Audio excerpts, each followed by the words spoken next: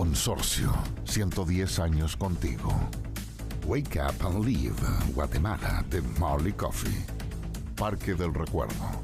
Decidir hoy es tranquilidad para mañana. Presentan CNN Prime.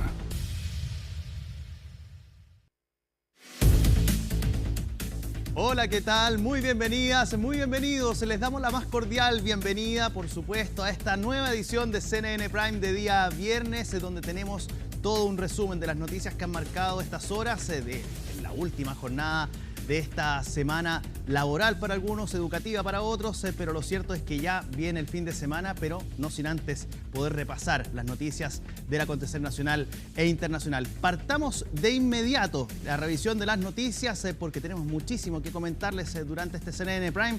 Estos son los titulares del día. Michelle Bachelet pierde terreno en su carrera por la Secretaría General de la ONU. La exmandataria pasó de 6 a solo 2 votos favorables en la segunda votación exploratoria del Consejo de Seguridad. Desde el Partido Republicano calificaron el resultado como un hazme reír internacional, mientras que en la oposición defienden la continuidad de su candidatura. La Policía de Investigaciones se detuvo a un sospechoso de ser el autor de las amenazas que obligaron a suspender las actividades presenciales en 4 universidades de Santiago. El sujeto fue detenido tras un operativo policial en su domicilio y es investigado por el envío de los correos amenazantes. El ministro de Seguridad Pública, Martín Arrau, afirmó que este tipo de amenazas no son nuevas y aseguró que se activaron todos los protocolos para resguardar a estudiantes y a comunidades educativas. En su visita a la región del Biobío, el presidente José Antonio Kast salió a respaldar al ministro Martín Arrau. Esto en medio de los cuestionamientos al proyecto de reforma constitucional de la Agenda de Seguridad. El mandatario defendió la gestión del secretario de Estado y aseguró que bajo su conducción se han reducido los índices de inseguridad. En el deporte, este fin de semana es fin de semana de Superclásico y es Universidad de Chile y Colo-Colo que afinan los últimos detalles para este encuentro deportivo este próximo día domingo en el Estadio Nacional.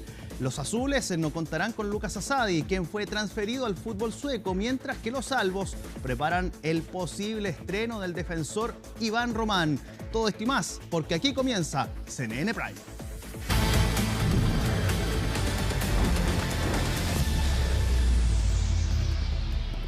Bien, y se lo decíamos en los titulares, en la región del Biobío, el presidente José Antonio Kast defendió la reforma constitucional de seguridad que impulsa su gobierno tras las críticas que ha enfrentado desde incluso el propio oficialismo. Además, entregó su respaldo al ministro de Seguridad Pública, Martín Arrau, quien se abrió a hacer cambios. Los detalles en la nota que preparó nuestra compañera Francisca Cárdenas. La posibilidad de que un presidente de la República pueda decretar restricciones como el derecho a reunión, locomoción y asociación, además de requisar bienes o interceptar comunicaciones por hasta 8 meses sin pasar por el Congreso, generó un rechazo transversal desde la izquierda hasta el Partido Nacional Libertario. Es por eso que el gobierno, a solo una semana de ingresar su reforma de seguridad, aceptó modificarla. Las principales críticas que se han recibido han sido los plazos del estado de excepción, que estamos totalmente llenos, ¿no? En la línea roja para nosotros eso, la afectación de prestaciones sociales y homologando la norma constitucional que lleva a los pasados con el por terrorismo, que tiene 15 años de inhabilidad para cargo público y para ser director de escuela. Bueno, y si eso genera molestia, un poco una línea roja para nosotros. Las críticas no apuntan solamente al contenido, también cuestionan la forma en que fue elaborada, falta de coordinación entre ministros, poco trabajo prelegislativo y borradores que circularon antes de que el proyecto definitivo llegara al Parlamento. Lo que existió es una falta de trabajo prelegislativo que hubiese ayudado a calibrar la propuesta.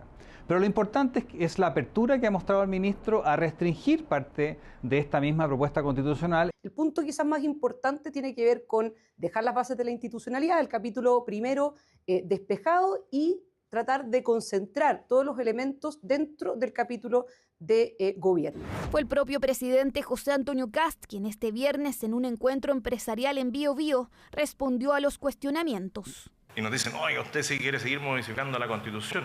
No. Queremos mejorar la seguridad. Nos dicen, no, faltó trabajo prelegislativo. Yo primero vería el vaso medio lleno. vean lo que ha logrado el ministro en bajar los índices de inseguridad en nuestra nación en los meses que lleva en el cargo y en los meses que llevamos en el gobierno. El nuevo estado de excepción, con un plazo de 120 días prorrogables, no estaba en los primeros borradores. Inicialmente se contemplaban solo 30 días, pero la cifra terminó cuadruplicándose en los ajustes finales de la reforma. La UDI y RN pidieron al ministro Arrau respetar la cifra inicial. Porque hay que entender que la Constitución es una herramienta que define los marcos generales en los que nos regimos como país, y cualquier modificación debe ser para fortalecerla y no dar espacio para que se debilite.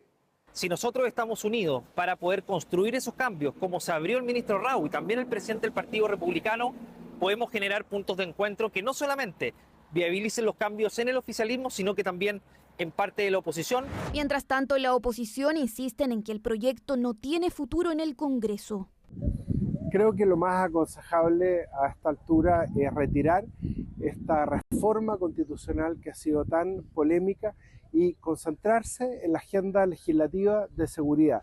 Creo que ya hay un consenso bastante transversal que la reforma constitucional presentada por el presidente José Antonio Kast en materia de seguridad tiene un alto grado de deficiencia técnica. Por esa razón no ha conseguido un apoyo ni siquiera en sus propios partidarios. Por estos días, el Ejecutivo tuvo que cambiar de estrategia y también respaldar el rol del viceministro Claudio Alvarado en las futuras negociaciones que iniciarán los legisladores después de la semana distrital. Bien, a propósito de ese tema que conversábamos recientemente o que hablábamos en la nota de nuestra compañera Francisca Cárdenas, vamos a estar hablando más adelante en CNN Prime con el diputado del Partido Republicano, Enrique Basaletti. Sigamos avanzando en las noticias. La jueza Carolina Gajardo, del 7º Juzgado de Garantía de Santiago, rechazó la solicitud de la defensa de Manuel Monsalve para ordenar diligencias y la Fiscalía concretó el cierre de la etapa investigativa. Ahora se allana el camino para la preparación del juicio oral, donde la defensa acusa que estarán las condiciones desiguales a su contraparte.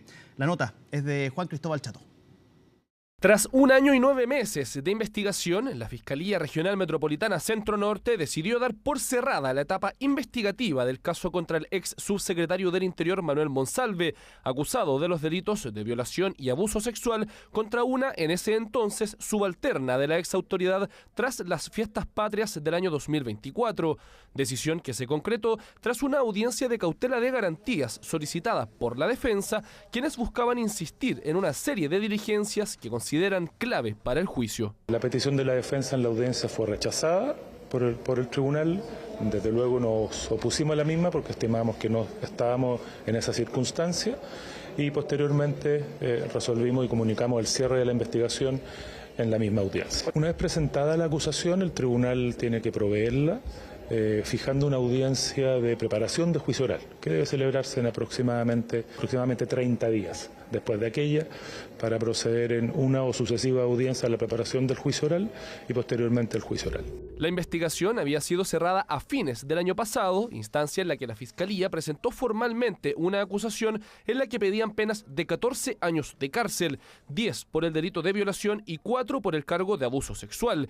Tras esto se solicitó una reapertura que se dio en enero de este año y el plazo de la investigación venció de forma definitiva el viernes pasado, abriendo el camino para avanzar hacia una audiencia de preparación de juicio oral. Yo espero que efectivamente lo que queda es la audiencia de preparación de juicio oral y la audiencia de juicio oral, pero que no se siga dilatando esto, que no hayan solicitudes de suspensiones de audiencia.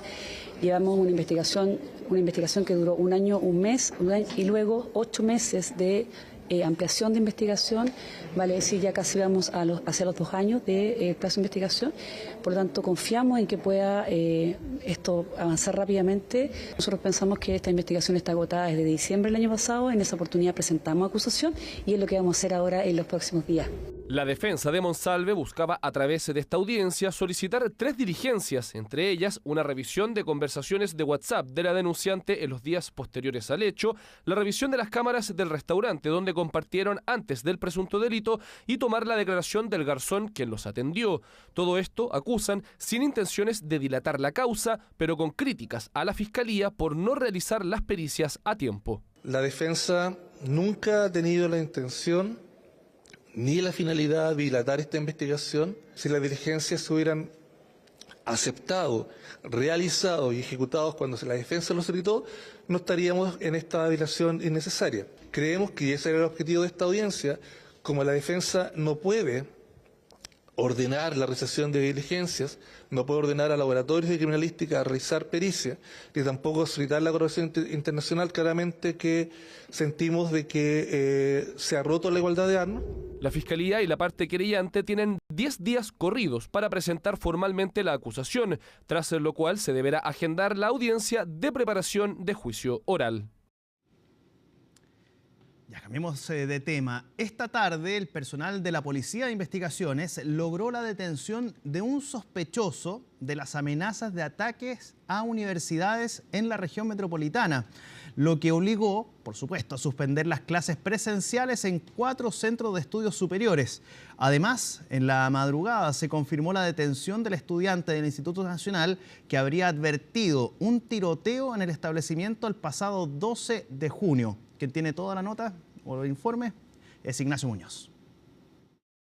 4 universidades con clases suspendidas por amenazas de bomba y ataques y un alumno del Instituto Nacional detenido marcaron la jornada de este viernes. Han habido amenazas de bomba, esto no es algo nuevo, recordemos hace un mes y medio, hubo 6 avisos por el estado del día, se toman todos los protocolos para darle tranquilidad a los estudiantes, a la comunidad educativa, y ahí está efectivamente el Grupo de Operaciones Especiales haciendo las revisiones de rutina para descartar cualquier riesgo, pero es el estándar que hay que seguir para darle tranquilidad a la población. Esta mañana algunas instituciones de educación superior recibieron algunas amenazas.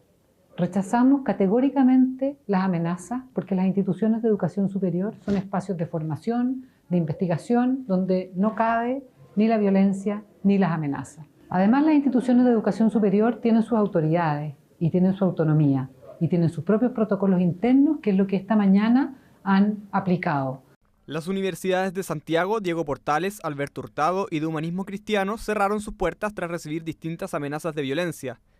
En el caso de USACH, hace semanas que se conocía sobre un panfleto que advertía de un ataque y finalmente un mail amenazando con disparos y apuñaladas terminó provocando la suspensión de clases. Por su parte, la Universidad Academia de Humanismo Cristiano reconoció una advertencia de tiroteo.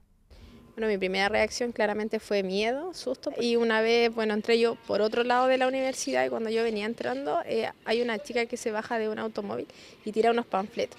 Después más adelante me enteré que esos folletos tenían relación a este supuesto correo que llegó después. Y decía que era una persona que ya no quería, en pocas palabras, vivir más, que la vida lo había tratado mal y que él quería devolverle eso a la vida. Y como quería devolverle el maltrato que le había dado a la vida, él iba a venir con un arma blanca, con un cuchillo y con una pistola. Iba a disparar, a quemar ropa a quien estuviera aquí. Las 4 universidades se limitaron a compartir el comunicado oficial y no quisieron dar más detalles de la situación. Mientras que por la tarde, la PDI logró la detención de un sujeto del cual se sospecha que estuvo detrás de las amenazas. Pero estos hechos no fueron los únicos de violencia en contextos escolares de la jornada. Durante la mañana, la Fiscalía comunicó que detuvo a un alumno de 20 años del Instituto Nacional por enviar advertencias de un ataque en el establecimiento. En el procedimiento se le encontraron municiones, drogas y pistolas. Tras la diligencia investigativa se logró identificar a esta persona, siendo una persona chilena de 20 años de edad que mantenía antecedentes policiales anteriores por los delitos de robo con intimidación, hurto y desórdenes públicos. Además, era alumno de 4º año del mismo Instituto Nacional. Tras esta diligencia se logró su detención e incautar evidencia de interés criminalístico al interior de su inmueble. Se presentó una denuncia respecto de una amenaza de un tiroteo en el Instituto Nacional, y la denuncia la realiza un profesor que además es inspector del instituto. Nosotros solicitamos algunas diligencias y respecto de esa arrojó que efectivamente dimos como el domicilio del imputado a través de la investigación por redes sociales. Lo más relevante es que se le incautaron una cantidad importante de municiones. Las amenazas de violencia con armas en contextos educacionales son parte de un fenómeno que ha ido creciendo en nuestro país. El cierre de 4 universidades en una sola jornada por esta causa abre interrogantes sobre los protocolos que existen para estas situaciones. El problema de la violencia es un problema que venimos arrastrando hace mucho tiempo. No es de ahora, no es nuevo, pero sin duda este año sobre todo hemos podido ver y evidenciar cómo es un tema cada vez más relevante. Mira, eso es súper importante entender que detrás de toda persona que realiza este tipo de amenazas hay un llamado de atención muy profundo, ¿no? Y hay una vulnerabilidad psicosocial bien relevante. Como este tipo de amenaza está siendo algo quizá quizás un poco más novedoso para nosotros y para nuestras instituciones educativas. Efectivamente, todavía no tenemos un amplio desarrollo de protocolos de evaluación de amenazas, ¿no? Pero por lo mismo, tomar la decisión inminente de cerrar y de protegernos es una solución legítima. La seguridad de los establecimientos vuelve a la discusión, mientras que se espera que la próxima semana las universidades afectadas vuelvan a la presencialidad. Sigamos avanzando en la revisión de las noticias. Frente a las altas cifras de desempleo juvenil, la educación dual se consolida como una alianza clave entre liceos técnicos y el sector privado para capacitar a los trabajadores del futuro. Los detalles en la nota de Federico Molina. Yo soy Javiera Riquelme, vengo del Liceo Industrial Benjamín Dávila Larraín de Renca y tengo 17 años. A pesar de ser estudiante y menor de edad, en los últimos 2 años, Javiera ha asistido semana a semana a la fábrica de galletas, chocolates y cereales de Nestlé en Maipú. Ya tengo más confianza, ahora puedo saludar a cualquier persona, le puedo decir, oiga, caballero, ¿me puede explicar esto? O se equivocó en esto, hágalo de otra forma. Y es que ella, al igual que miles de jóvenes, es parte de los programas de educación dual. Este programa de educación en donde les permite a ellos vincularse a la empresa, tener guías en la empresa que les ayuden bajo un programa elaborado por gobierno, educación y empresa a conseguir esa experiencia que necesitan para ser exitosos desde el primer día en que se gradúan o desde antes. Y así, estudiantes como Javiera complementan sus jornadas tanto dentro de la sala de clases como fuera de ella, con el acompañamiento necesario. Los tiempos cambian, las generaciones también. Por lo tanto, la actividad económica también cambia y yo creo que también es más demandante hoy en día. Y por lo tanto, la iniciativa que los muchachos ya vengan desde antes, a mí me parece fantástico. Oportunidad para los jóvenes de conocer los distintos procesos productivos y sumar sus primeras experiencias laborales, proceso en donde Nestlé también abre sus puertas. Estrategia que busca enfrentar el débil escenario laboral, en donde según los últimos informes del INE, el desempleo juvenil llegó al 23,4%. Para la empresa es una inversión en formar talento para el futuro y al mismo tiempo a la sociedad estamos haciéndole un beneficio y un bien porque estamos disminuyendo el desempleo juvenil. Si las empresas y los países no nos preocupamos de los jóvenes, es muy difícil que tengamos prosperidad como país y al final del día como mundo entero. Y ver que hoy día un desafío grande que tenemos, que el desempleo juvenil está siendo abordado con una responsabilidad muy grande por empresas como Nestlé, que hoy día no solo abren sus puertas a la comunidad, sino que tienen un trabajo sostenido a lo largo de los años de dar oportunidades laborales a estudiantes de colegios duales. Nos pone bien contentos ver esta articulación entre el mundo público y el mundo privado, que brindan oportunidades a jóvenes y nos impulsan sin duda a poder ir asumiendo distintos desafíos país de forma mucho más colaborativa. Proceso educativo ampliamente implementado en otras partes del mundo y que en nuestro país busca seguir su desarrollo.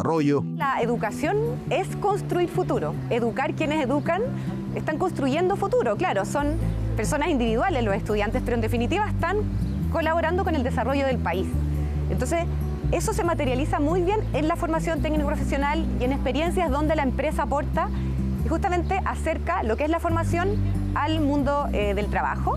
Cuando tú tienes estas trayectorias de la enseñanza media, pero también en la enseñanza terciaria, generas estas oportunidades. No sé si se acuerdan de ese meme que te dicen experiencia laboral y uno llega a la primera entrevista y dice, ¿cómo me están pidiendo experiencia laboral si es mi primer empleo? En estas trayectorias formativas pasa algo contrario. Tú tienes experiencia laboral porque has aprendido haciendo. Una apuesta por la educación dual que suma cada vez más adeptos en un camino que busca entregar más y mejores oportunidades a los futuros trabajadores de nuestro país. Hola, ¿cómo están? Comenzamos la revisión de las noticias internacionales en Conexión Global y vamos a partir en Nueva York porque hoy se realizó la segunda ronda de votaciones informales del Consejo de Seguridad para elegir al nuevo secretario general de este organismo y esta votación no tuvo resultados auspiciosos para la expresidenta Michelle Bachelet. Perdió 4 de los 6 votos favorables que obtuvo el mes pasado y ahora también obtuvo 6 votos en contra. Eso sí, no podemos dar ninguna conclusión definitiva en este momento porque este es un proceso largo, bastante opaco, y la etapa clave es cuando se realizan las votaciones en las que se conoce a qué candidatos vetan los 5 integrantes permanentes del Consejo de Seguridad. Esto todavía no ocurre. Ahora lo que se espera es que en octubre ya conozcamos quién va a ser el próximo secretario general de la ONU. Sin embargo, nada garantiza que esto ocurra en este tiempo establecido. De hecho, nada garantiza que los 8 nombres que actualmente están en la mesa para ser secretarios generales de la ONU salga de ahí el próximo candidato, pues aún se pueden presentar más nombres. Puede que ninguno de los actuales obtenga la votación favorable para ser entonces próximo secretario general de la ONU. Lo claro está es que se ve puesta arriba entonces la candidatura de la expresidenta Michelle Bachelet. ¿Qué futuro le depara a ella? Lo vemos en el informe de Colomba Eijols. 2 votos a favor, 6 en contra y 7 países que prefirieron no tomar posición. La segunda prueba de Michelle Bachelet ante el Consejo de Seguridad de Naciones Unidas profundizó las dudas sobre su candidatura. La expresidenta pasó de 6 respaldos en julio a solo 2 este viernes y cayó del 4º al 7º lugar entre 8 postulantes. Un resultado que no la elimina de la carrera, pero que vuelve mucho más difícil construir el apoyo que necesita para llegar a la Secretaría General. Habrá que evaluar si se sigue con la candidatura y en qué términos, pero esa es una evaluación que le corresponde a los países que han presentado una candidatura. El no tener el apoyo del gobierno de Chile, ¿afectó definitivamente, cree usted, la candidatura de Michelle Bachelet? No sé hasta qué punto, pero obviamente, digamos, la debilita. La advertencia la había hecho Van Claveren antes de conocerse el resultado. Una nueva caída obligaría a evaluar la continuidad de la candidatura. Esa decisión hoy está principalmente en manos de Brasil y México, los 2 países que mantienen la nominación después de que Chile retirara su respaldo en marzo. Y el escenario que deberán analizar cambió con fuerza. Bachelet perdió 4 de los 6 apoyos que había conseguido en la primera ronda. Nada de lo que puede hacer Chile podría haber cambiado esa votación. Los países, más aún haciéndolo sin siquiera que se conozca qué país es, dicen en forma muy genuina lo que les parece, y es como una especie de consejo, ¿no? Si debe perseverar, si no se debe perseverar, si es neutro. La señal es que ningún candidato o candidata es favorito, puesto que quienes lideraban la encuesta pasada han caído en los apoyos. La expresidenta Michelle Bachelet decidirá los pasos a seguir junto a Brasil y a México. Por cierto, nos habría gustado un mejor resultado. Pero esta todavía no es una elección definitiva. Es la segunda de una serie de votaciones informales en que los 15 integrantes del Consejo de Seguridad pueden alentar, desalentar o no pronunciarse sobre cada candidato. El problema para Bachelet es que tampoco se sabe quiénes están detrás de sus 6 votos en contra. Mientras las papeletas sigan siendo iguales, no es posible determinar si alguno pertenece a Estados Unidos, China, Rusia, Francia o Reino Unido, las 5 potencias que puedan vetar una candidatura. Michelle Bachelet debe mantener su candidatura hasta el final, porque todas estas etapas son preliminares, no son vinculantes, razón por la cual el escenario final que se configure todavía falta para eso. El resultado también reabrió una discusión que comenzó cuando Chile decidió retirar su patrocinio, mientras desde la oposición apuntan a que esa decisión debilitó el despliegue internacional de una candidatura encabezada por una expresidenta chilena. En el oficialismo sostienen que la caída en los sondeos confirma las dudas de viabilidad que la moneda planteó en marzo. La candidatura de Michelle Bachelet terminó siendo un fracaso, un hazmerreír internacional que demostró que esta imagen que tanto idolatran en nuestro país a nivel internacional no es tal.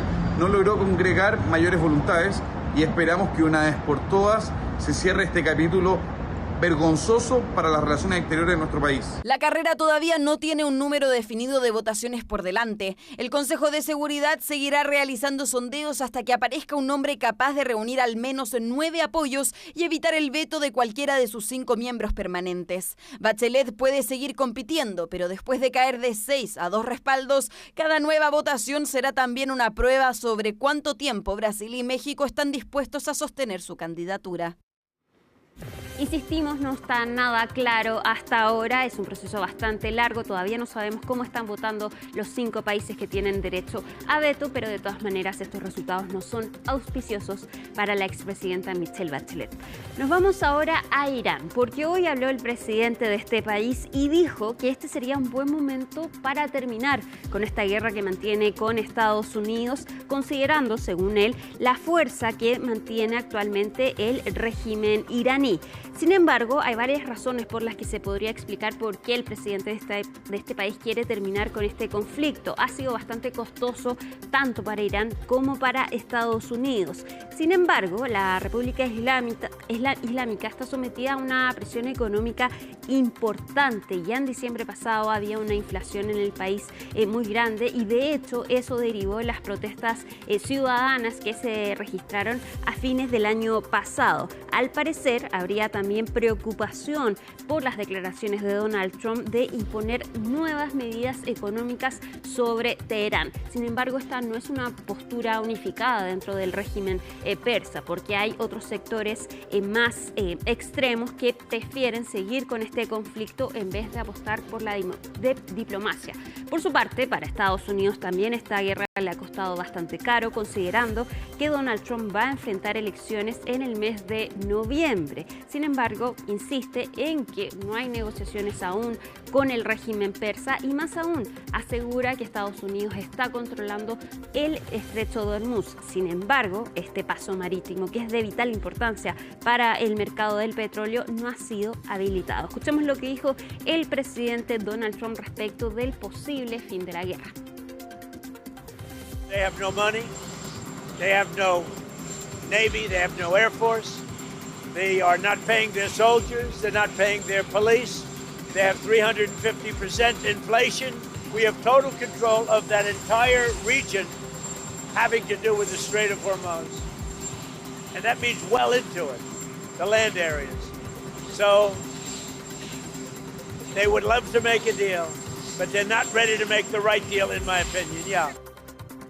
Vamos a seguir ahora en Argentina. El presidente Javier Milei relacionó la ley que permite la interrupción voluntaria del embarazo con la baja natalidad en el país y cómo esto afecta negativamente a la economía de Argentina. Dijo Javier Milei que su país está pagando muy caro la locura de los pañuelitos verdes. Esto en referencia al símbolo de la lucha que se registró en Argentina durante la campaña para lograr el derecho al aborto en el país. Durante un discurso respecto de las políticas económicas de la gestión de Javier Milei, aseguró entonces que Argentina no tiene una tasa de crecimiento de población que le permita la reposición. Dijo que es muy importante el capital humano en términos económicos y apuntó entonces a la baja natalidad como una consecuencia de la ley de aborto. Sin embargo, hay que ser claros, no existe ninguna evidencia que estén naciendo menos niños en Argentina a raíz de los abortos. De hecho, la tasa de natalidad está en descenso desde 2014. Cada vez son menos los argentinos que tienen hijos, incluido el mismo presidente Javier Milei. Es un ejemplo claro, él no tiene hijos, tampoco tiene descendencia su hermana Karina Milei, ni la vicepresidenta del país, Victoria Villarroel. Escuchemos lo que dijo el presidente Javier Milei. Y de hecho estamos pagando muy caro la locura de los pañuelitos verdes. Digamos, hoy Argentina no llega a una tasa de crecimiento de la población y de natalidad que permite la reposición. Por lo tanto, digamos, esa pasión por asesinar niños en el vientre de la madre también nos está costando caro en términos de crecimiento y ni les cuento en términos de sistema previsional. Ahora hay que poner ojo a las declaraciones de Javier Milei porque pretende ir a la reelección en 2027. Vamos a cambiar de tema, nos vamos a Brasil, porque el presidente Luis Ignacio Lula da Silva, que enfrenta elecciones presidenciales el próximo mes de octubre, habló durante una hora, más de una hora por teléfono, con el presidente estadounidense Donald Trump. Lo llamó para dialogar y para resolver el tema de los aranceles. Estados Unidos ha impuesto distintas tarifas en contra de Brasil. Luis Ignacio Lula da Silva le dijo al presidente estadounidense que estos aranceles son infundados y que para mantener las negociaciones es la mejor opción que tienen ambos países. Esto lo informó la presidencia brasileña en un comunicado. Dijeron además que esta conversación fue en un tono amistoso y cordial y que duró 1 hora y 20 minutos. Ambos mandatarios se encontraron en la Casa Blanca a principios de mayo, pero desde entonces la relación se ha deteriorado. Luis Ignacio Lula da Silva acusa a Estados Unidos de buscar interferir en las elecciones de octubre y también han señalado que el presidente de los Estados Unidos tiene un candidato que es Flavio Bolsonaro, el hijo de Jair Bolsonaro. De todas maneras, parece que fue una conversación en un buen tono, pero hay que ver si es que logran algún acuerdo respecto de las tarifas estadounidenses en contra de Brasil. Bien, estamos de regreso en esta edición de CNN Prime y vamos a hablar de seguridad, vamos a hablar de proyectos de ley, vamos a hablar de la agenda contra el crimen organizado y el terrorismo presentada por el gobierno del presidente José Antonio Kast y ya nos acompaña aquí en el estudio de CNN Chile, en CNN Prime, el diputado del Partido Republicano, Enrique Basaletti. ¿Cómo está, diputado? Muy buenas noches. Muy bien, muy buenas noches, Felipe. Muy bien, gracias. Diputado, partamos de inmediato de lleno en materia. Sí. Para usted, porque se ha puesto sobre la mesa como la gran polémica respecto de esta agenda contra el crimen organizado y el terrorismo, este nuevo estado de excepción, el 5º estado de excepción que dicen algunos que de instaurarse podría incorporarse a la Constitución. ¿Qué se busca, cree usted, porque ha habido harta crítica, es una estrategia legislativa o una convicción de principios por parte del gobierno este nuevo estado de excepción que se propone? Mire, yo lo que puedo hacer aquí es interpretarlo desde mi perspectiva respecto a lo que está en mente el gobierno. Yo soy oficialista, pero no participo en esas decisiones, pero en este caso sí las comparto plenamente. Yo le puedo hablar desde la mirada que yo tengo. Primero porque, claro, viene este estado de excepción constitucional nuevo, este 5º, orientado a poder hacerse cargo de un fenómeno que ha caído, digamos, en la República de Chile, y aquí voy conectando con lo que yo creo que está detrás de esta decisión, con algo que está fuera de la regularidad de lo que es la responsabilidad de, como dice el artículo 1, que también está, posiblemente se modifique y se incorpore, la seguridad nacional entendida como un concepto clásico más de las fronteras hacia adentro, como una defensa por parte del Estado. La seguridad pública. Hago ese hincapié para conectarlo con la respuesta, porque la reflexión profunda que hay detrás es que hay que hacerse cargo de un fenómeno que ha impactado, como lo fue en su momento el terrorismo, y que está previsto en el artículo 9, ¿no? Que también se pretende modificar, incorporando el terrorismo y el crimen organizado. Porque el crimen organizado ha sido el responsable de un cambio dramático en la seguridad nacional, que no es del último año, el último gobierno, es algo que se ha venido instalando en la región de América y particularmente en Chile hace por lo menos una década. Y por lo tanto esto escapa a ser una política pública puntual para atacar un fenómeno que usted puede reducir o puede controlar. Ya hemos visto que ha tomado 2 décadas esta debacle en la seguridad pública. Que tiene una estructura, que tiene una forma de actuar totalmente distinta a todo lo que tenía previsto el ordenamiento jurídico nacional. Pero, sin embargo, donde han ido enfocadas las críticas, diputado, es principalmente a la pérdida de libertades, a la pérdida de derechos, en el caso de que se instaure este tipo de estado de excepción. ¿Cree usted, y quizás le reitero, es una estrategia más bien legislativa, en este caso, que sirva este punto de la agenda contra el crimen organizado y el terrorismo, este cambio a la Constitución, como una moneda de cambio, es decir, durante el proceso del debate, ya perfecto, yo busco rebajar esto o cambiar esto y ustedes me dan esto otro, eso como estrategia legislativa, o es y aquí le reitero el punto, o es una convicción de principio lo que hay detrás de este estado de excepción? Yo creo que no es una estrategia para ese objetivo, de que sea una moneda de cambio para lograr otra cosa. Y lo digo, yo creo, porque yo escuché las declaraciones que ha hecho el ministro Martín Arrau de Seguridad Pública. En otro programa le preguntaban sobre más o menos los mismos aspectos y yo escuché con atención los argumentos que hay, que comparto plenamente. Mire, la ley, esta aspiración a modificación constitucional, son elementos que son importantes dentro del combate al crimen organizado, sí. ¿Son los únicos? ¿Son decisivos por sí solos? No.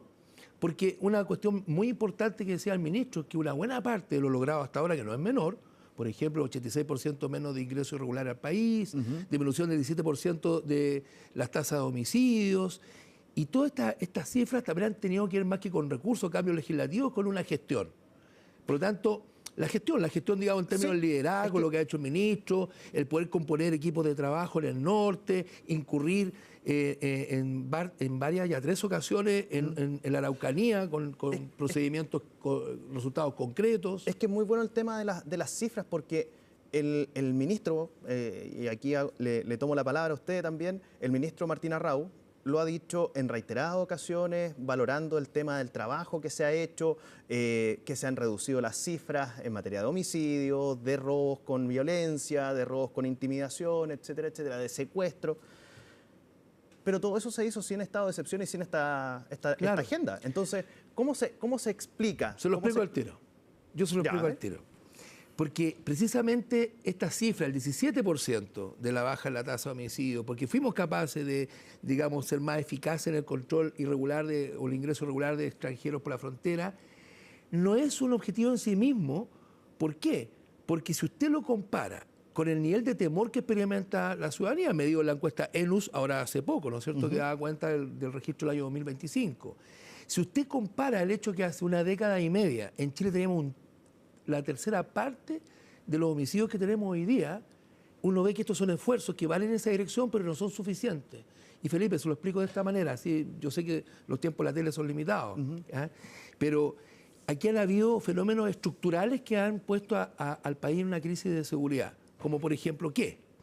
Primero, un sistema carcelario, para ponerlo en contexto con lo que ha pasado últimamente en la noticia con el plan Cancerbero, ¿no? Sí. Un sistema carcelario que estaba totalmente permeado porque no era un desincentivo real para la conducta criminal, ya sea por el castigo, ¿no es cierto? Veíamos todos, éramos testigos, en este mismo canal mostraban asados con licor, faltaba que fueran las niñas a animar fiestas dentro de las cárceles. Pero eso es menor. Lo más importante es que el crimen se organizaba y aún hoy, todavía residualmente, dentro de las mismas cárceles. Entonces, ese problema estructural no lo hemos resuelto nunca y amerita identificar qué es lo que hay que hacer. ¿Y con esta agenda usted cree que sí, eso se va a corregir? Si usted, por ejemplo, ve una de las modificaciones que se pretende hacer en la Constitución es incorporar a Gendarmería el poder controlar las visitas, los regímenes penitenciarios. Ya, pero eso se puede hacer por medio de un reglamento. No es tan baladí, porque cuando, de hecho, por ejemplo, concretamente, y lo ha hecho Fiscal Nacional, lo han dicho varios, cuando hay una medida contra un tipo que está incorporado a una banda de crimen organizado y que dirige fenómenos criminales en las cárceles, y uno ve que es un peligro que siga en esa situación, y usted lo va a segregar y lo va a mandar a una cárcel, no sé, a Rancagua, o en este caso a La Laguna, está la posibilidad que venga por el lado de un recurso de protección, judicialmente, parar esa medida. Entonces, porque esas son las reglas de juego que están hoy día. Si uno avanza en el sentido de darle una condición especial a determinados delitos como el crimen organizado, el narcotráfico, el terrorismo, va a evitarlo y va a lograr el objetivo de que no siga tramándose el crimen desde las mismas cárceles. Es un ejemplo, no quiero... Sí. Y volviendo a lo que usted me preguntaba, este nuevo sistema, perdón, de estado de excepción constitucional, el quinto, relacionado con una amenaza grave a la seguridad pública, tiene que ver con lo mismo, porque ha quedado manifiesto de que las herramientas que tiene el crimen organizado no están a la par con el ordenamiento jurídico que tenemos para hacerle frente de manera eficaz. Uno ve expresiones donde sí puede funcionar en uno u otro caso, pero sensatamente cuando uno podría discutir la intensidad, yo sé que hay discusiones de cuántos días puede durar, 240, que es mucho, que es poco, las medidas... No, o sea, es que más allá del tiempo que vaya a durar, es que esto va a quedar a determinación exclusivamente del presidente la primera prórroga, que son otros 120 días más. Por eso le digo, entonces, Felipe... pasa a quedar el presidente como, ¿cómo decir?, como la gran autoridad que determina lo que puede hacer y lo que no un ciudadano que no tiene nada que ver, por ejemplo, con el crimen organizado, que sea parte de una banda delictual. O sea, aquí caen justos por pecadores, po. Sí, pero tenga en cuenta usted lo siguiente. Yo le doy el punto, digamos, y yo creo que se va a discutir. Ya hemos escuchado, ¿no es cierto?, declaraciones del presidente del partido, incluso republicano, sí, de representante de Chile Vamos. El ministro Arrau entiendo que ha tenido reuniones ayer con otros personeros políticos para poder morigerar, buscar convergencia. Pero vamos a lo fundamental. Y usted dio en el clavo. Lo fundamental es que hoy día, este es el acto de sinceridad que yo le puedo decir para personas como yo, que me he dedicado mi vida a estudiar el fenómeno de la seguridad pública. Usted tiene dos valores que están en competencia siempre, que están en tensión. La seguridad versus las libertades. Típicamente las libertades, ¿no es cierto?, cubiertas por la misma Constitución nuestra, el artículo 19 las considera. Sí. Y por lo tanto, esto cuando se mantiene en equilibrio no hay ningún problema. Cuando se han producido desequilibrios como el que estamos enfrentando, le vuelvo a repetir, no hoy, no ayer, no el gobierno que recién pasó, sino que desde un tiempo a esta parte, entonces, necesariamente, para poder tener mayor seguridad, usted tiene que de alguna manera bajar las expectativas, suspender, limitar estas libertades en equilibrio. Porque fíjese usted que el ordenamiento jurídico lo tiene ya, sí, es verdad. Por ejemplo, ¿qué derecho más garantizado después de la vida es el de la libertad? Sin embargo, su libertad se puede restringir cuando un policía a usted lo detiene porque le imputa un delito. Y hay un mecanismo para hacer aquello. Estas normas que están en nuestro ordenamiento, tanto constitucional como en el Código Penal, han quedado limitadas por la fuerza de la realidad que nos impacta con la incursión del crimen organizado. Y por tanto, es necesario, así lo creemos yo al menos, identificar qué es lo que hay que pasar para buscar ese nuevo equilibrio. Sistema carcelario, volver a penalizar, por ejemplo, el ingreso ilegal en nuestra frontera, el darle mayores atribuciones o más certeza jurídica a nuestras policías, generar que las Fuerzas Armadas, como no fue parte de la historia republicana de Chile, tuvieran que apoyar tareas propiamente de seguridad pública, como ocurre con el estado de excepción en la macrozona sur. ¿Pero qué nos reclaman? Mire, este es un contrasentido. Cuando usted habla ahí en el hemiciclo y dice, oye, vamos a la número 70 vez que vamos a tener que prorrogar el sistema, el estado de excepción constitucional en la macrozona sur. ¿Sí? Y ahí tú dices 70 veces. O sea, muchos de los diputados reclaman, dicen, oye, estamos gastando el tiempo en esta cuestión si todos sabemos que tiene que mantenerse mientras no haya un cambio estructural. Entonces, solo lo pongo en la mesa. Sí. Puede que a uno le parezca mucho, 120 días prorrogados, 120 más, que sean 8 meses. Bueno, y los 4 años que llevamos con el estado de excepción constitucional, y usted me va a decir... Sí, ya, está bien. Es un punto. Sí, está bien, es un punto. Pero en ese estado de excepción constitucional de emergencia en la macrozona sur, no hay prohibición de desplazamiento, no hay interceptación de llamadas, no hay detenciones por sospecha, no hay eso. No. Hay un apoyo hacia las labores de carabineros y de la Policía de Investigaciones por parte del Ejército o de las Fuerzas Armadas, en este caso, para que vayan justamente en el resguardo de la seguridad. Pero ¿sabe lo que la gente le duele allá en la macrozona sur cuando usted habla con los diputados de la zona, de uno u otro político? Cuando usted tiene la oportunidad de hablar con aquellos, cuando usted habla con la policía, es que, y cuando lo han dicho públicamente en el hemiciclo algunos diputados de manera dura, oye, ¿hasta cuándo estos estados de excepción de mantequilla? Ya, pero es que porque espérate, si yo no quiero...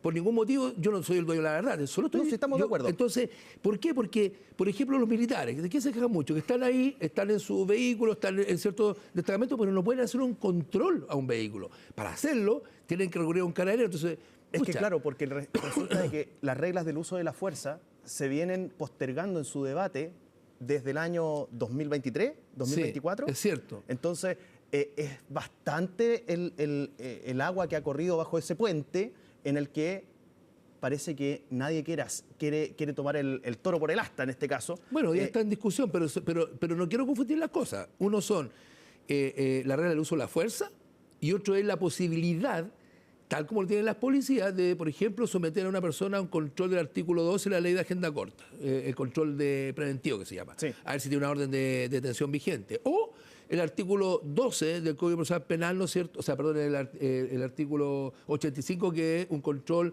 investigativo, porque se sospecha que puede tener herramientas, armas, drogas, lo que fuera. Entonces, estamos en ese proceso, pero solo se lo ponía como ejemplo para decir de que, claro, sí, mira, ahí existen estas medidas, pero no intervienen estos derechos garantizados en la Constitución. Otra cosa es que discutamos, bueno, es mucho, es poco, son 120 días, lo limitaríamos a ¿cuánto? ¿A 60, 30?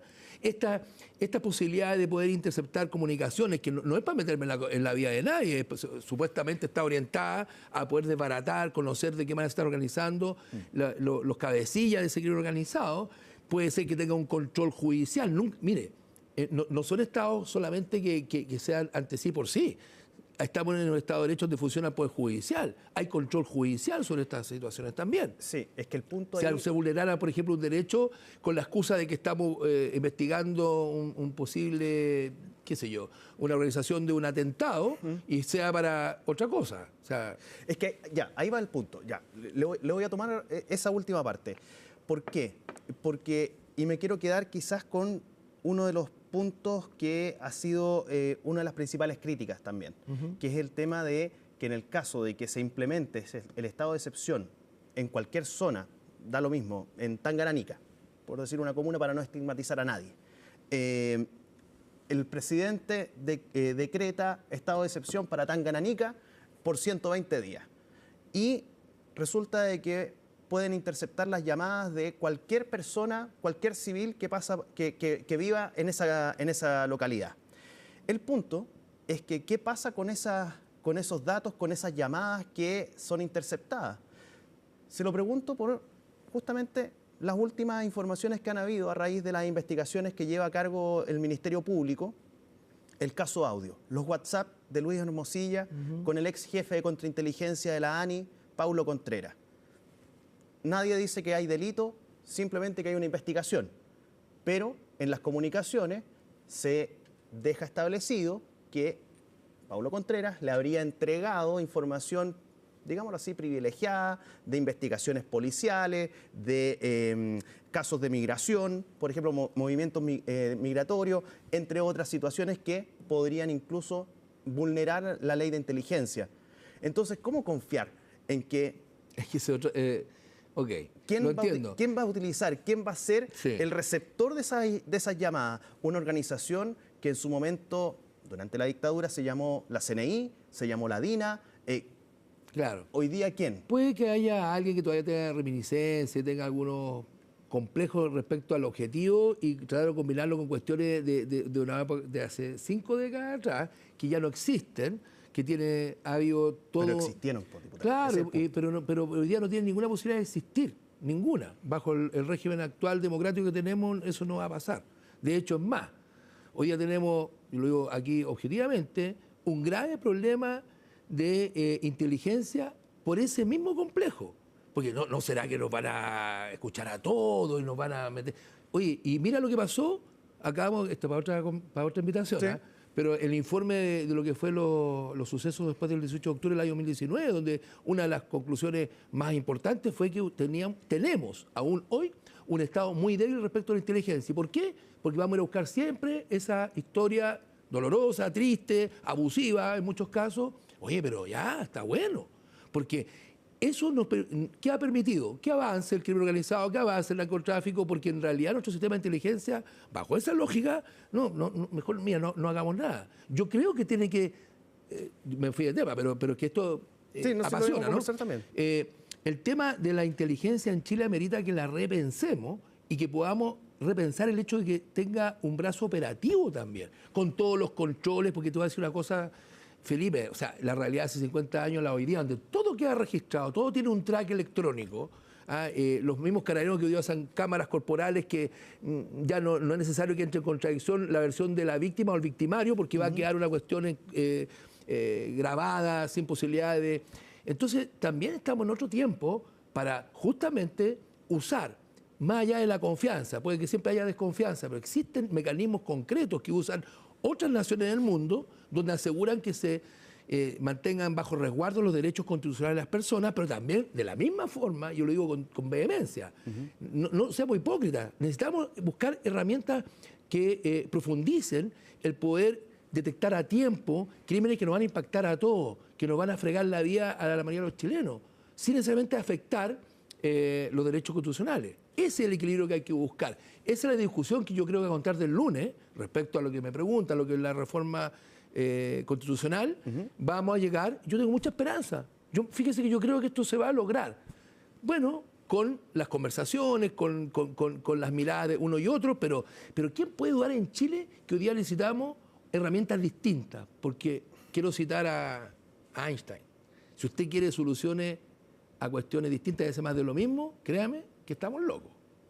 ¿Usted no sería entonces partidario de lo que propone el senador Matías Walker, de que el gobierno tendría que retirar el proyecto, corregirlo, conversarlo un poco más? A propósito, y le hago un paréntesis, ¿lo llamaron a usted para conversar respecto a este tema o no? ¿Quién? ¿El ministro Arrau, por ejemplo? No, con el ministro siempre tenemos una relación muy cercana y próxima, porque yo, bueno, aparte de ser oficialista, soy un componente de la Comisión de Seguridad. En este caso en particular... Es que usted además es general en retiro de Carabineros, sí, fue jefe de Hemos conversado mucho y lo hacemos habitualmente también con su equipo. Hemos ayudado a construir, por ejemplo, parte de la agenda legislativa. Voy a tirar un autobesito, pero por ejemplo, la norma que pretende modificar el ADN, las pruebas de ADN que las pueden hacer las policías directamente sin pasar por el Instituto Médico Legal, por ejemplo, es una cuestión que te lo da la práctica, el conocimiento. O sea, sí, hemos conversado mucho. Respecto a este tema en particular, yo no me he reunido con él, pero probablemente pueda ocurrir que sí lo haga.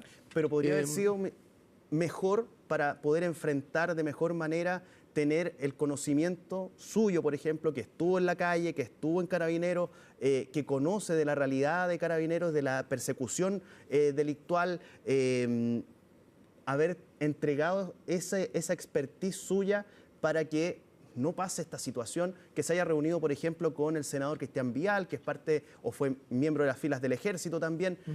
Eso al parecer no ocurrió.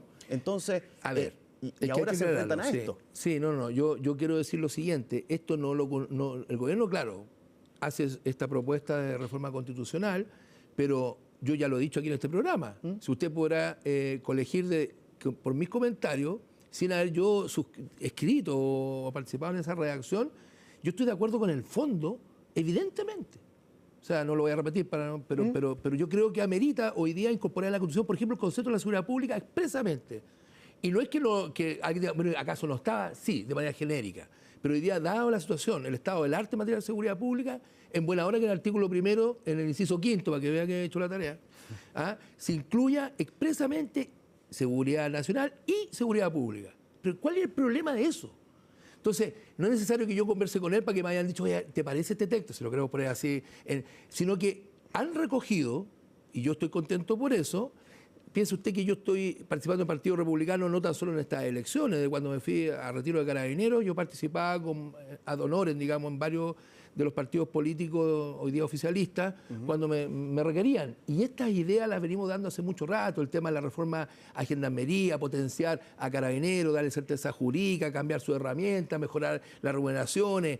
En las partes más técnicas estamos con muchas propuestas en materia de reforma procesal penal, para que el Ministerio Público pueda avanzar de manera más efectiva en sus investigaciones, ¿se fija? Entonces, le hago todo este comentario porque yo espero que muchas de esas conversaciones, informes que hicimos en su momento, que Martín también es del Partido Republicano, le dieron todo sentido para poder, yo espero que muchas de esas descripciones tengan base en lo que hemos dicho, los que sí hemos estado incorporando nuestro conocimiento y experiencia a mejorar la seguridad pública en Chile. Ya, lo voy a dejar hasta ahí con el tema de la agenda contra el crimen organizado y el terrorismo, y lo quiero llevar brevemente, porque ya me está quedando muy poquito tiempo, a uno de los puntos que usted mencionaba, el informe que se emanó por parte de la Comisión Investigadora por el 18 de octubre o el estallido social. ¿Dónde estuvo la no responsabilidad del gobierno del expresidente Sebastián Piñera? ¿Dónde estuvo la no responsabilidad? Sí.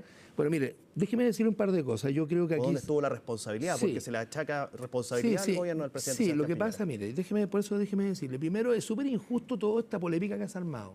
¿Sabe por qué es injusta? Porque yo fui, salvo a todas las sesiones extraordinarias de esta comisión investigadora especial.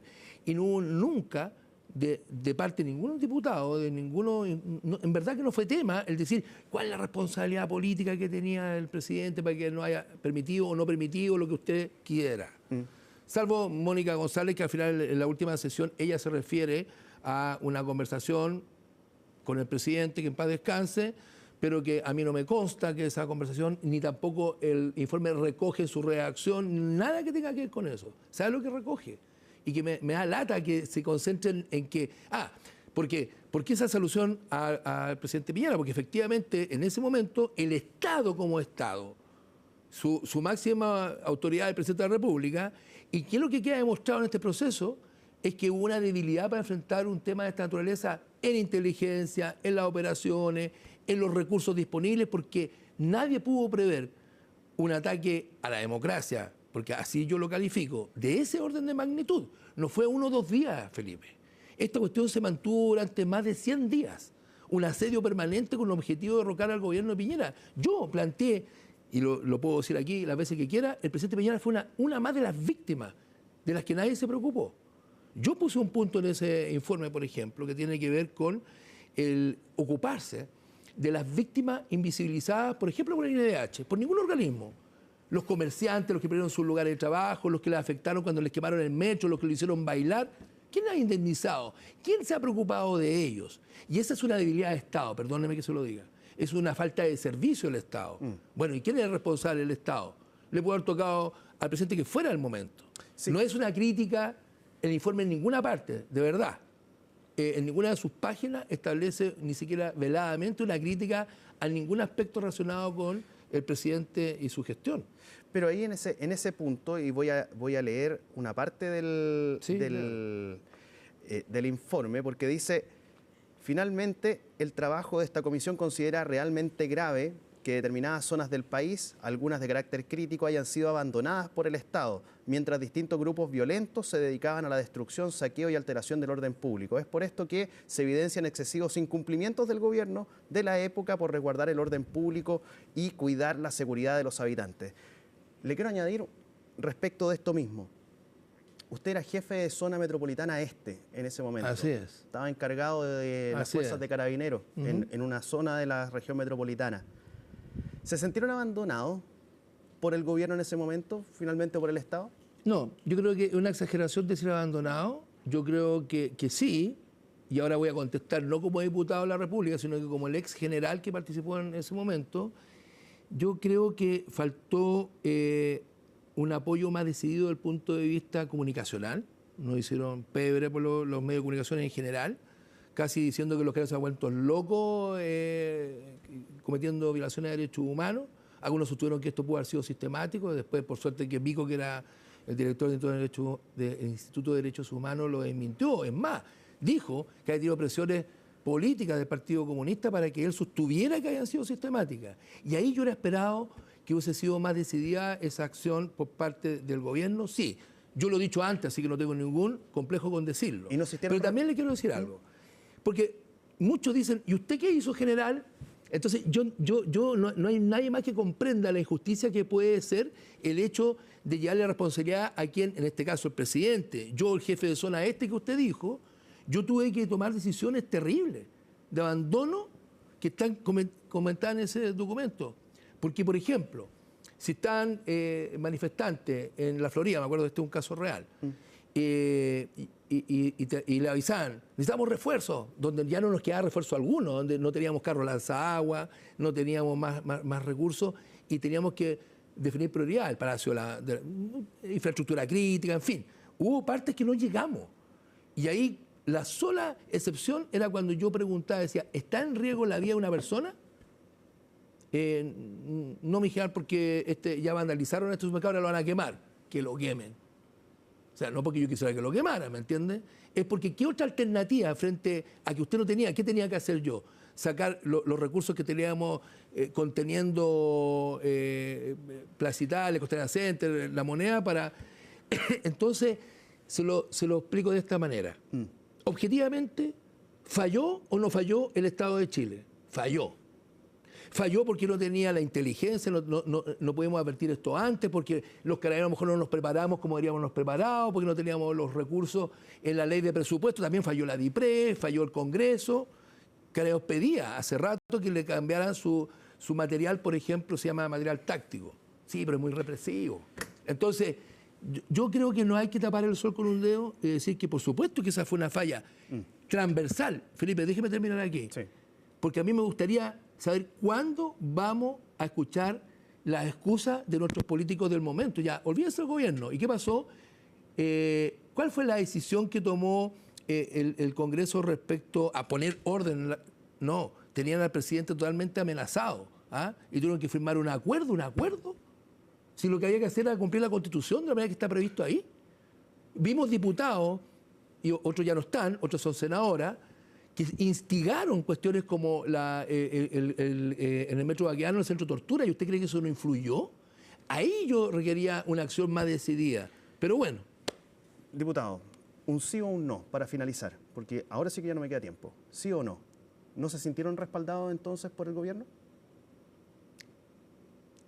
Yo creo que el respaldo existió, más pudo haber sido mejor. Sobre todo cuando fuimos interpelados por Human Rights Watch, Amnistía Internacional, y nos sentíamos muy complicados, muy solos. Diputado Enrique Basaletti, perteneciente al Partido Republicano, muchísimas gracias por esta conversación en CNN Prime. Que esté muy bien. Bien, nos vamos a una nueva pausa en esta edición de CNN Prime. Ya a la vuelta seguimos con más. Chau, chau.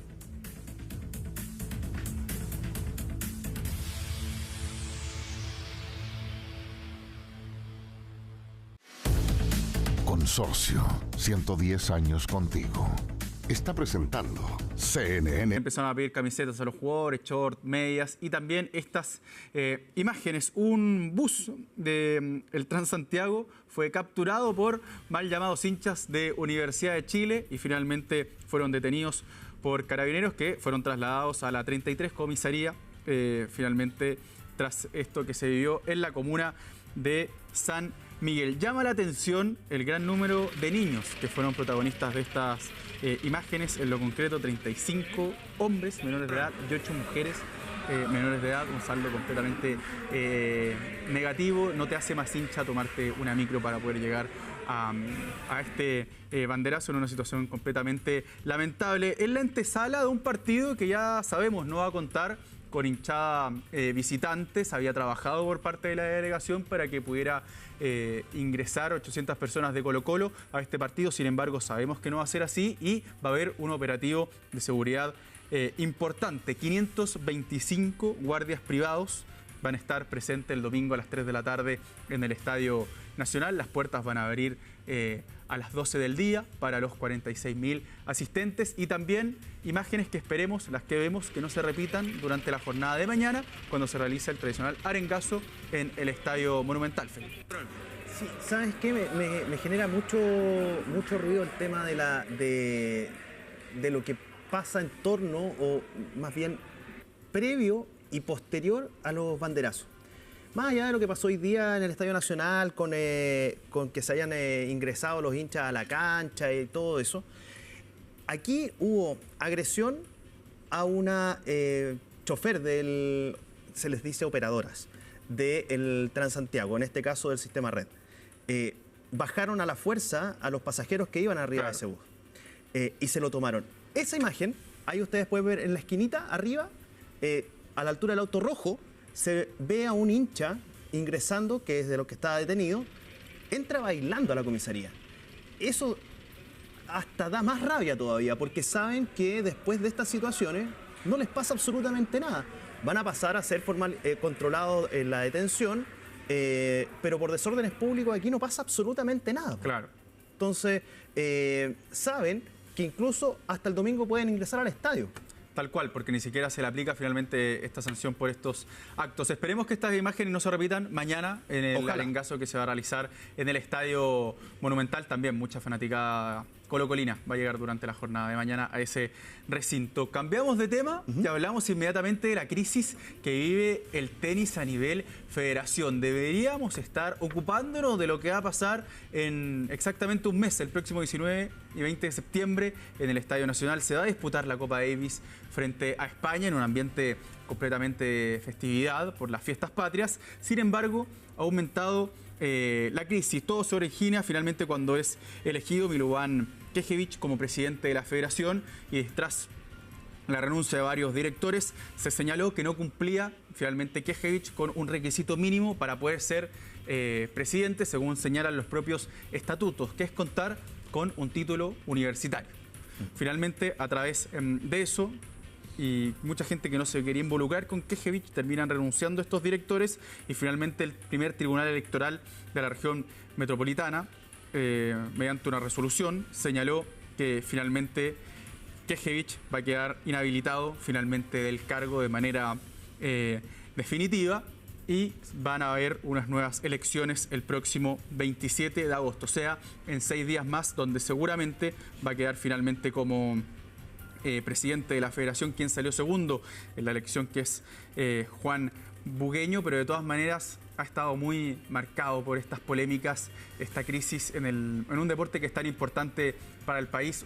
Hoy día mismo se cumplen 22 años del hito más importante del deporte nacional, que es la medalla olímpica de Fernando González y Nicolás Massú en Atenas 2004, obviamente en el tenis. Así que esperemos que esto se solucione rápido el próximo 27 de agosto para pensar ya en lo deportivo, que es esta llave frente a España por Copa Davis.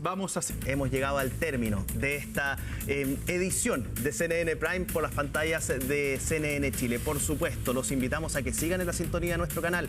Viene CNN Tiempo para que usted sepa cómo va a estar, por ejemplo, el clima en la jornada del fin de semana, sábado, domingo, cómo va a estar el día para el Superclásico. Bueno, sépalo todo en CNN Tiempo con nuestro querido amigo José Mardones. Y por supuesto, se tienen que quedar en la sintonía de nuestro canal porque siempre hay noticias que llevarles hasta sus pantallas. Viernes 21 de agosto. Así estuvo nuestro país y el mundo. Somos CNN Chile. Que tengan muy buenas noches y un gran fin de semana. Chao, chao.